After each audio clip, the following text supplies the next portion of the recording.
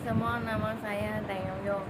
Kali ini saya akan membincangkan topik yang menarik tentang perbezaan personality dan gender dari perspektif Robert.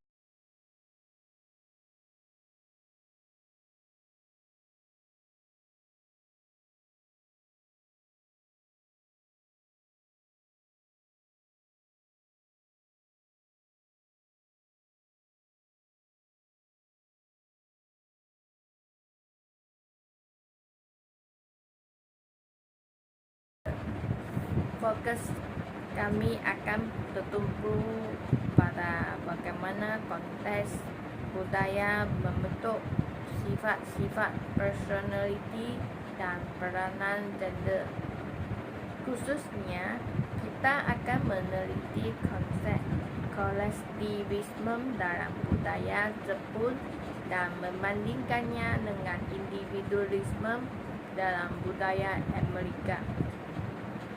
Pembentangan ini akan menerangkan bagaimana rangka kerja budaya ini mempengaruhi perkembangan personality dan harapan gender secara berbeza.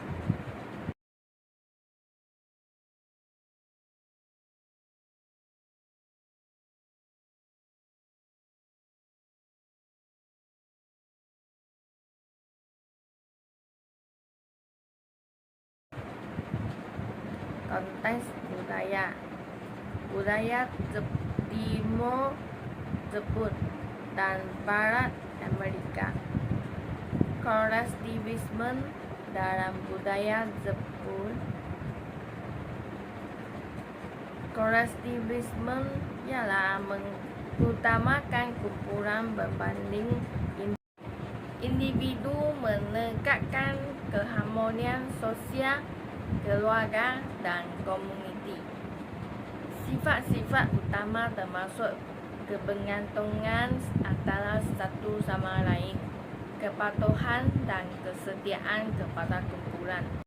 Contohnya, keharmonian sosial di Jepun, individu cenderung menekan kepentingan pribadi untuk menjaga keharmonian kumpulan. Ini bermakna mereka lebih mengutamakan kesepakatan dan ketelitian dalam interaksi sosial. Kebergantungan. Identiti diri individu di Jepun berkait rapat dengan peranan sosial dan hubungan. Ini memupuk sifat-sifat seperti empati, kerjasama, dan kebergantungan antara satu sama lain. Rendah hati dan merendah diri. Budaya Jepun menghargai sifat rendah hati dan merendahkan diri. Individu sering mengekatkan sikap rendah diri dan tidak menonjolkan pencapaian pribadi secara berlebihan.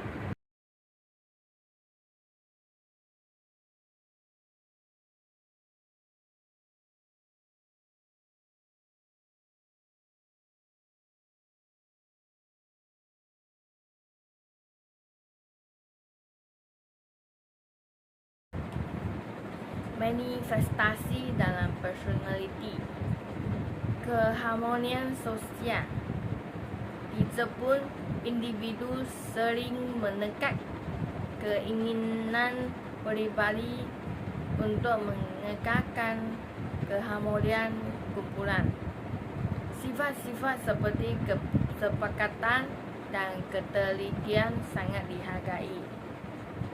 Kebergantungan. Identiti diri berkaitan rapat dengan peranan sosial dan hubungan, memupuk sifat-sifat seperti empati dan kerjasama, rendah hati, dan merendah diri. Sifat-sifat ini diperkuat secara budaya dengan individu merendahkan pencapaian pribadi untuk meningkatkan komprehensif.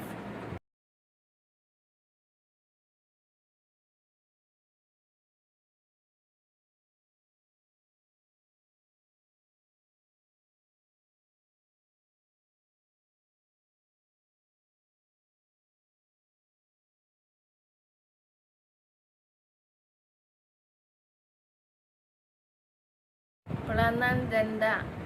Jagaan tradisional, lelaki biasanya dilihat sebagai penyelia dan wanita sebagai penjaga.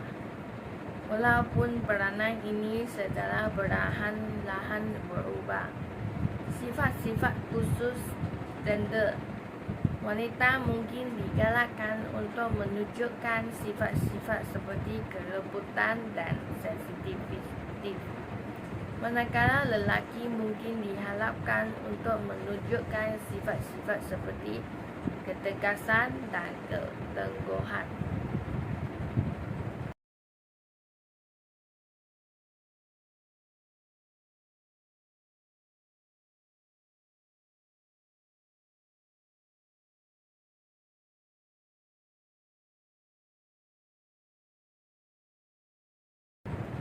Individualisme dalam budaya Amerika. Definisi dan ciri-ciri individualisme menekankan kebebasan pribadi, berdikari dan pencapaian individu. Sifat-sifat utama termasuk kebebasan ekspresif diri, tanggungjawab pribadi. Contohnya, kebebasan pribadi. Amerika menekankan kebebasan individu untuk mengekspresikan diri, mengambil keputusan dan mencapai matlamat pribadi. Ekspresif diri. Individu di Amerika diberi ruang untuk mengekspresikan identiti dan pendapat mereka secara bebas. Inisiatif pribadi dan pencapaian dihargai. Tanggungjawab pribadi. Budaya Amerika menekankan tanggungjawab pribadi terhadap pencapaian dan kejayaan individu. Individu diharapkan mengambil inisiatif dan bertanggungjawab atas tindakan mereka.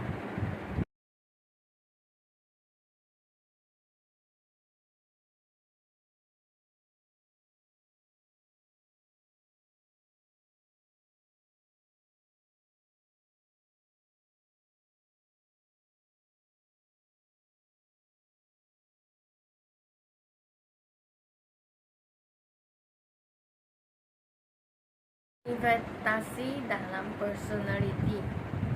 Ekspresif diri. Orang Amerika digalakkan untuk menyuarakan pendapat mereka dan menunjukkan diri.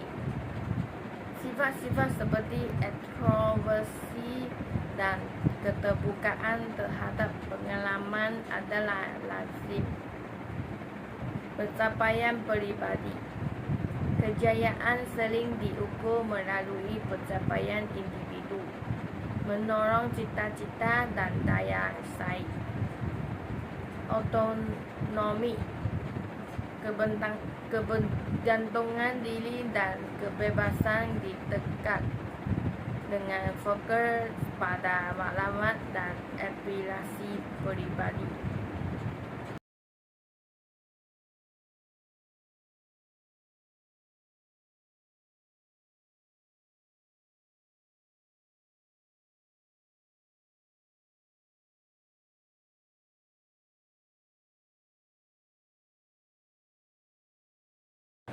Peranan gender.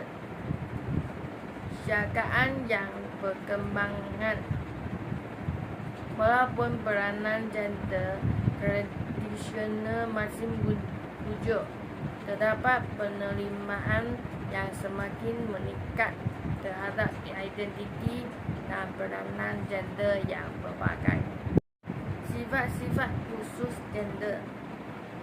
Lelaki dan wanita semakin digalakkan untuk mengimbangi sifat-sifat maskulin dan feminis tradisional seperti ketegasan dan empati.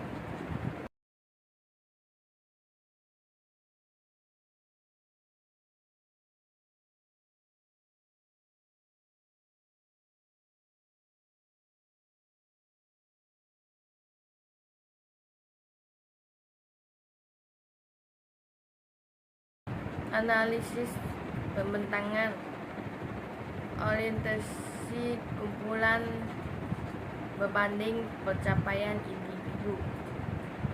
Di Jepun, perkembangan personaliti berkaitan rapat dengan dinamika kumpulan dan keharmonian sosial. Individu Jepun mungkin menentukan sifat-sifat yang meningkatkan kohesif kumpulan seperti rendah hati dan kesepakatan. Di Amerika Serikat, personaliti lebih tertumpu pada pengalaman individu dan kepuasaan diri. Orang Amerika mungkin menekankan sifat-sifat yang mempromosikan kejayaan peribadi seperti ketegasan dan cita-cita.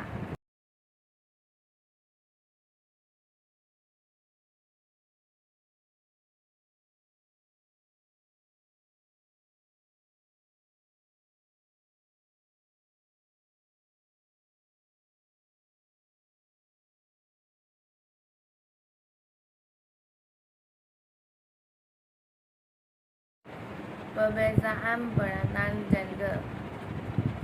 Budaya Jepun secara tradisional menguatkuasakan peranan gender yang lebih ketat. Walaupun ini sedang berubah, sebaliknya budaya Amerika menunjukkan lebih fleksibiliti dan penerimaan terhadap peranan gender yang berbagai, mempromosikan kesamaan gender dan pilihan individu. Kesan terhadap kesejahteraan psikologi.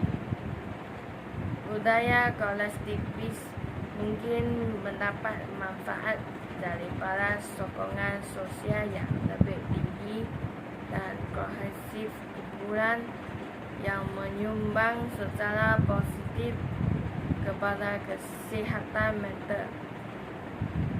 Walau bagaimanapun, terdapat tekanan untuk mematuhi cakapan kumpulan. Budaya individualis mungkin mempromosikan harga diri dan perkembangan diri, tetapi tekanan untuk berjaya secara individu boleh mengakibatkan tekanan kesepian.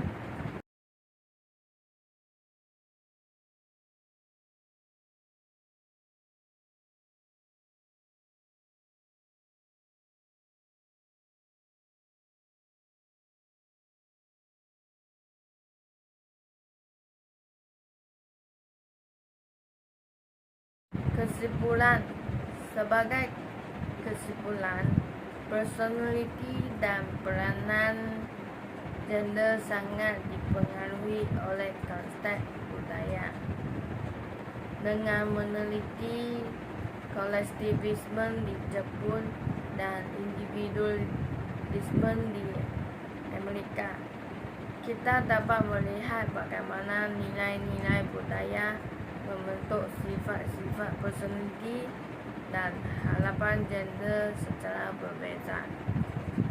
Memahami perbezaan ini meningkatkan penghargaan kita terhadap kepelbagaian budaya dan memberi panduan kepada cara kita mendekati penyelidikan dan amalan psikologi secara global. Terima kasih atas perhatian